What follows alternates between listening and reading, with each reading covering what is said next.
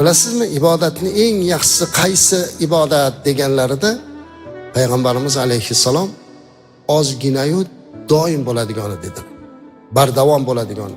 Bir xilga odam bir xilgi paytda juda haligi zavqi, shavqi oshib ketadi-da, har kuni nafl roza tutishda odat qilib oladi. Yoki bo'lmasa kechalari uxlamasdan tahajjud o'qiydi, kechqurun o'qiganda ham aytib ham qo'yadi, 100 rakat namoz o'qiyapman. Mana shuncha qilyapman. Bu yaxshi, lekin buni bardavom qila olmaydi. Undan ko'ra 2 rakat o'qisin, doim o'qisin. Ya'ni naflda nazarda tutyapman. Farz endi tabiiy. Kechqurun tahajjud 2 rakat bo'lsa ham o'qisin, lekin doim o'qisin. Dushanba, payshanba nafl tutsin. Lekin doim qilsin. Boshqa ibodatlarda ham hammasida agar modomiki inson ixlos bilan, bardavomlik bilan bitta amalda usharkan, o'sha amali uni Rasulimiz alayhisalom bilan jannatda birga qilar ekan. Bu narsani esdan chiqarmaslik kerak.